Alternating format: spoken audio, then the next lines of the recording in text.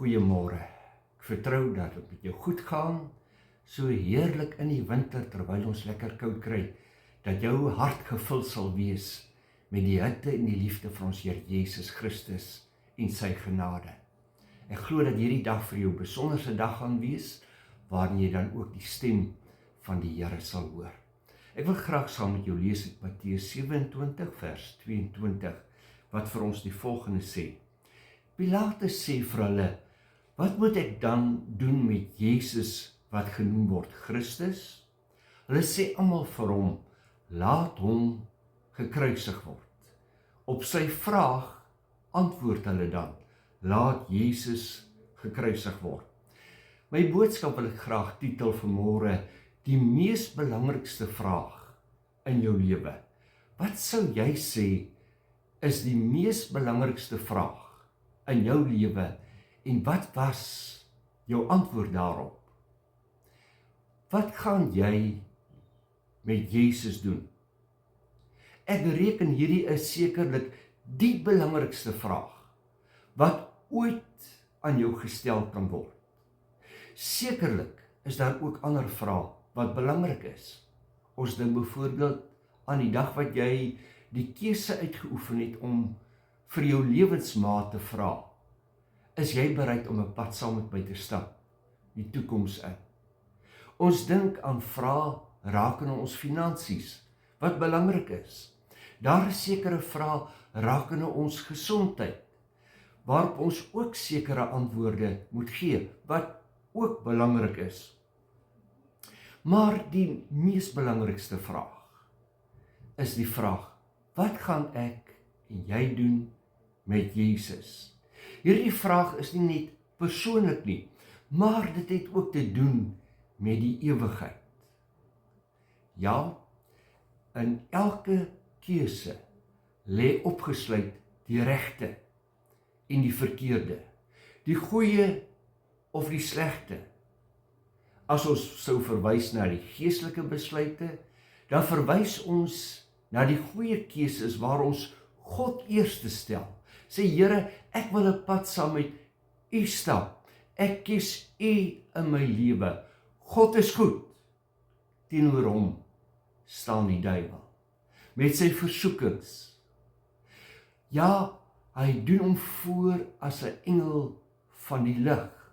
En wanneer ons die verkeerde keuse uitoefen, het dit negatiewe gevolge. Elke mens moet op 'n stadium antwoord, wat doen ek met Jesus? Ignoreer ek hom? Staan ek onverskillig teenoor hom? Spot ek hom? Volg ek hom? Die wêreld kan jou so stadig, maar so sekerlik insluk. Jy begin om toegewings te maak in jou geestelike lewe. Ons moet vir mekaar die volgende sê, sonde is altyd aantreklik en aanloklik. As dit nie so was nie, sou ons dit nooit gedoen het nie. Ons moet die vraag beantwoord, hierdie vraag van wat gaan ek met Jesus doen, teen die agtergrond van wat weet ons van Jesus? Ons weet die volgende, hy het sy hemelse heerlikheid verlaat. Hy word in 'n stal gebore. Hy ondergaan bespotting en vernedering. Hy dra 'n doringkroon. Hy sterf aan die kruis op Golgotha, omdat jou siel vir hom belangrik is. Omdat jy vir hom waardevol en kosbaar is. Markus 8:36. Wat sal dit die mens baat, as hy die hele wêreld win en aan sy siel skade ly? Jy weet, my geliefde broertjie en sussie, dat die Here wil nie dat een verlore moet gaan nie. Dit sluit jou en my in. Hy het ons lief, onvoorwaardelik. Hy het sy lewe opgeoffer, omdat ons vir hom waardevol is. Daar is gevaar in 'n verkeerde keuse. Pilatus sit met 'n dilemma. Hy weet dat Jesus onskuldig is. Hy weet wat die regte ding is om te doen. En ek wonder of jy nie ook gekonfronteer word baie keer met, jy weet wat die regte ding is om te doen, maar ten spyte daarvan oefen jy verkeerde keuse uit. Sy gewete waarsku hom. Sy vrou kom tevoorskyn en sê vir hom, Pilatus, wees versigtig wat jy met Jesus gaan doen. Dan lees ek hoe dat hy probeer om neutraal te bly. En dan, nadat die skare gesê het, kruisig hom, dan doen hy die volgende en hy gaan was sy hande, hy wil homself verontskuldig. Maar hy sien om neutraal te bly, om nie standpunt in te neem nie, is ook 'n keuse. Om Jesus nie te kies nie, is eintlik om hom te verwerp. Eintlik het Pilatus sy eie belange eerste gestel. Die gevolg, hy gee toe aan die eis van die skare.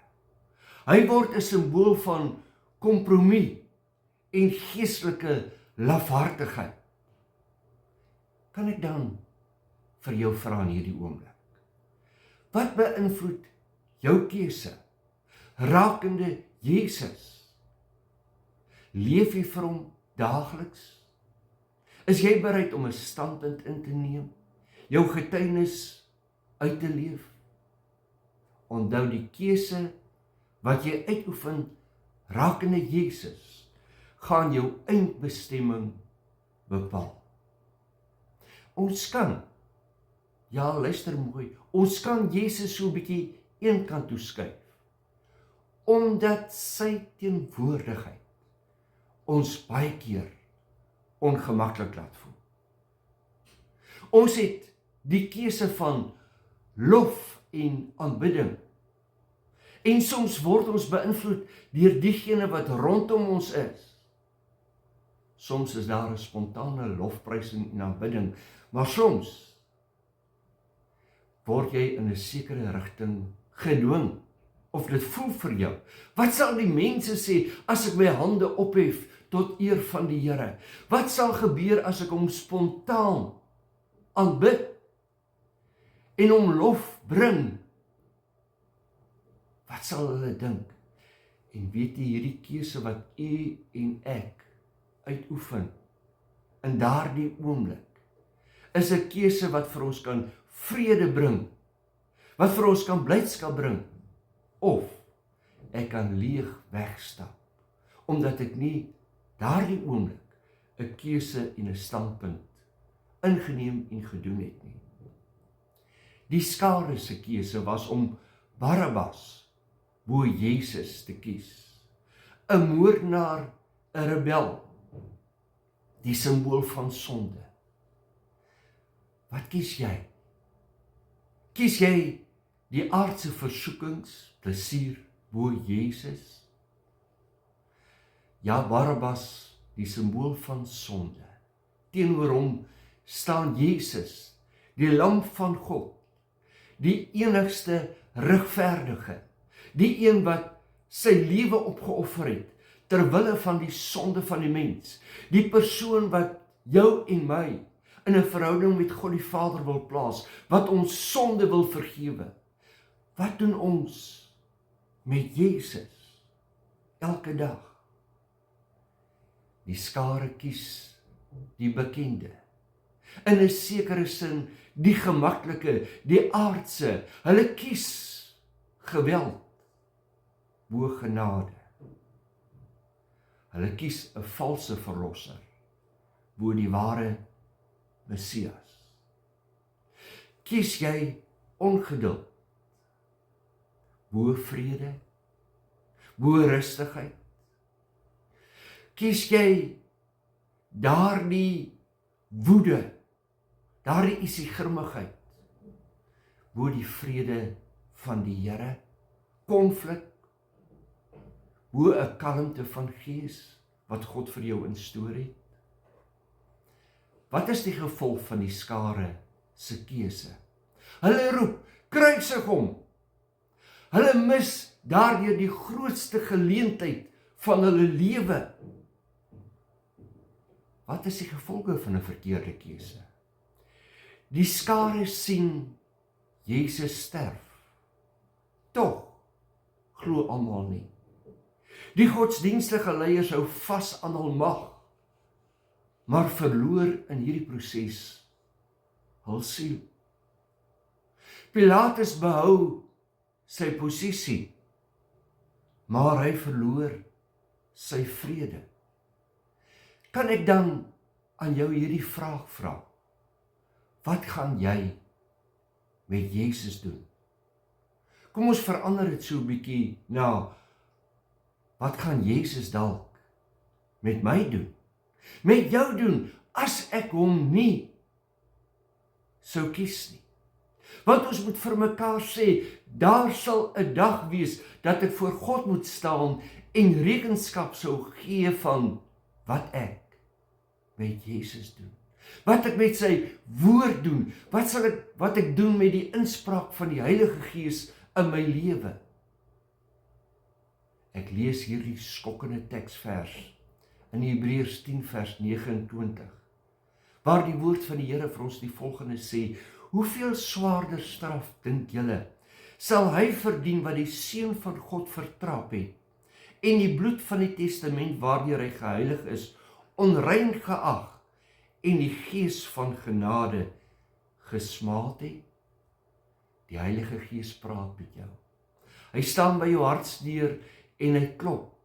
Hy wil hê jy moet oopmaak sodat jy saam met hom kan maaltyd hou, sodat jy die teenwoordigheid van God kan geniet, dat jy vrede kan ervaar. Wat doen jy met Jesus? Minag jy die stem dalk van die Heilige Gees in jou lewe? Wat gaan jy doen met Jesus? Ek vra nie of jy 'n lidmaat van 'n kerk is nie. Die kerk kan jou in elk geval nie red nie. Slegs Jesus kan. Wat gaan jy met Jesus doen? Jy kan hom ignoreer. Maar onthou vriend, jy sal hom weer ontmoet. Jy kan hom verwerp, maar jy sal die gevolge dra. Of jy kan hom volg en vrede, lewe en vergifnis ervaar. Wat gaan jy met Jesus doen? Jy sien, keuses is die kruispaaie van die lewe. Elke keuse wat jy uitoefen, lei ergens heen. Elke keuse bou of breek karakter. Die regte ding om te doen is baie keer nie die maklikste pad nie. Maar dit is altyd die ware pad. 'n Keuse is nie net oor uitkomste nie, maar oor wie jy, maar oor wie jy word deur daardie besluit. Ja, jou keuse maak jou iets. Maak van jou 'n persoon wat aangenaam is. 'n Persoon wat vol vrede is, wat in oorwinning staan. Of dit maak van jou sommer net 'n buffel. Iemand wat onaangenaam deur die lewe gaan. Om te kies is nie altyd maklik nie. Veral nie om te kies om die woord van die Here te gehoorsaam nie. Onthou laastens, om nie te kies nie, is ook 'n keuse. Die uitstel van 'n besluit is 'n besluit om toe te laat dat ander moontlik vir jou kies. Ek wil jou uitdaag. Ek wil jou uitdaag om reg te kies. Kies Jesus. Kies hom as jou verlosser, jou saligmaker. Wees afhanklik van hom. En dit sal met jou goed gaan. Onthou, heel laastens, die keuse wat jy uitoefen, goed of sleg, dra vrug. Elke keuse plant 'n saad. Dink aan jou toekomstige oes. Nie net aan die huidige grond nie. Die keuse om Jesus te dien raak jou toekoms. Plant vandag die saad.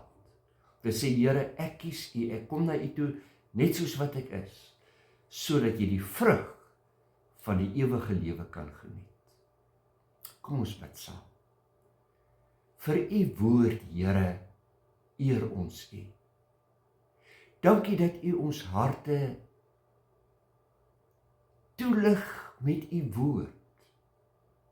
Dat ons vanmôre daarop kan agslaan en ons wil bely. Ons kies U. Ons kies U as ons verlosser, as ons koning, as die God op wie ons vertrou. Sonder U kan ons nie, en sonder U wil ons nie. Dankie dat U ons met ons is, elke dag, elke tree wat ons gee, dat U ons nooit sal begewe en ons nooit sal verlaat nie. Word U in en deur ons verheerlik, bid ek in Jesus naam. Amen. Mag jy in hierdie week die vrede en die guns van ons hemelse Vader ervaar. Jy moet mooi loop en onthou, God het jou baie lief. Come you broken, heavy laden. Come you helpless, come you in despair. Come be blessed, come be saved. Come believe, come receive the goodness of God's grace.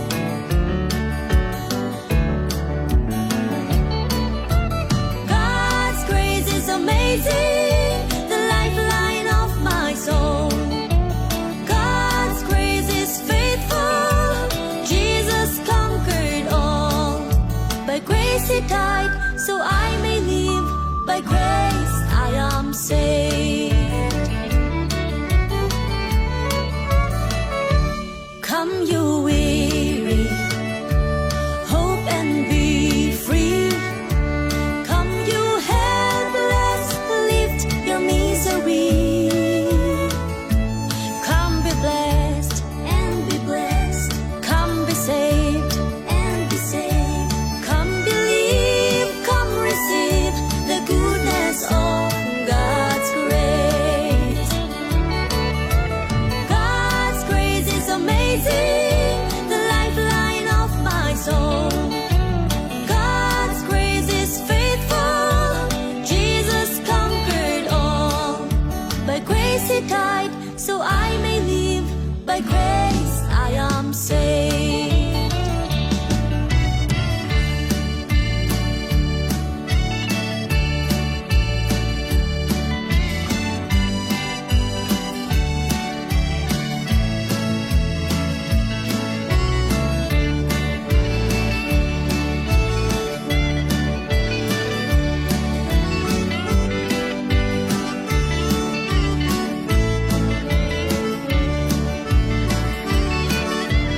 God's grace is amazing, the lifeline of my soul.